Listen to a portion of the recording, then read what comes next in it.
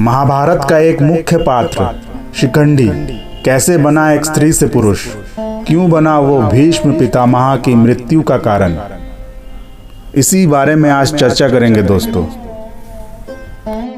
महाभारत के प्रसिद्ध पात्र शिखंडी का जीवन एक महिला से पुरुष बनने की यात्रा का प्रतीक है, जिसे उन्होंने कौरवों और पांडवों के बीच धर्मयुद्ध में निर्णायक भूमिका निभाने के लिए अपनाया।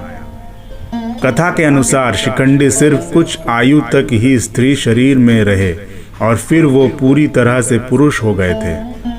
तो चलिए जानते हैं शिखंडी के जीवन का रहस्य और उसके स्त्री से पुरुष बनने की कहानी। महाभारत में भीष्म को मारना नामुमकिन था, लेकिन केवल शिखंडी ही था जिसके कारण पांडव भीष्म पितामह को युद्ध भूमि में परास्त कर पाए।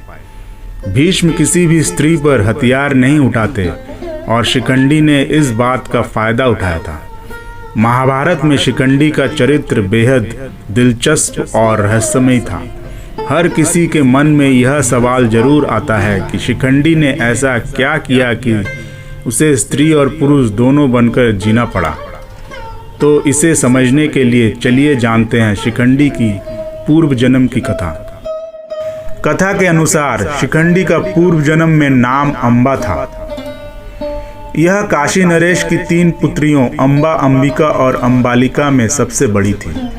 अंबा ने स्वयंवर के लिए राजकुमार शाल्व को चुना था, लेकिन भीष्म ने अंबा और उनकी बहनों का बलपूर्वक अपहरण कर लिया और हस्तिनापुर के राजा विचित्रवीर्य के लिए ले गए। अंबा ने जब भीष्म को शाल्व को वर चुनने जाने के बारे में बताया तो भीष्म ने उन्हें शाल्व के पास जाने की अनुमति दी, लेकिन शाल्व ने यह कहकर अंबा को ठुकरा दिया कि वह अब भीष्म के द्वारा जीती गई है। इस घटना से अंबा ने खुद को अपमानित और असहाय महसूस किया। उसने भीष्म से प्रतिशोध लेने की प्रतिज्ञा ली और कठिन तपस्या की। भगवान शिव ने अंबा को वरदान दिया कि वह अगले जन्म में पुरुष बनकर भीष्म का वध करेगी। अंबा कैसे बनी शिखंडी? दरअसल अंबा ने काशी राजकुमारी के रूप में अपने प्राण त्यागे और राजा द्रुपद के घर शिखंडी के रूप में पुनर्जन्म लिया। जन्म के समय वह एक कन्या थी, लेकिन राजा द्रुपद को एक पुत्र चाहिए था, इसीलिए उन्हें बचपन से ही पुरुष की तरह पाला गया। अपने इस तरह के पालन पोषण से शिखंडी भी अपने अस्तित्व को लेकर भ्रमित हो गए थे। लेकिन जब शिखंडी को अपनी स्त्री होने की सच्चाई का पता चला तो उन्होंने इसे अपने परिवार के सम्मान के लिए छिपाने का निर्णय लिया। कुछ समय बाद उन्होंने तपस्या करके एक यक्ष से सहायता मांगी। यक्ष ने शिखंडी को अपनी पुरुषत्व शक्ति उधार दे दी, जिससे शिखंडी शारीरिक रूप से पुरुष बन गया।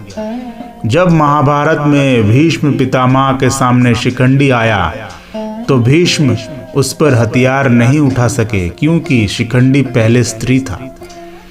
महाभारत के युद्ध के पश्चात अश्वत्थामा ने शिखंडी का वध उस वक्त कर दिया जब शिखंडी गहरी निद्रा में था।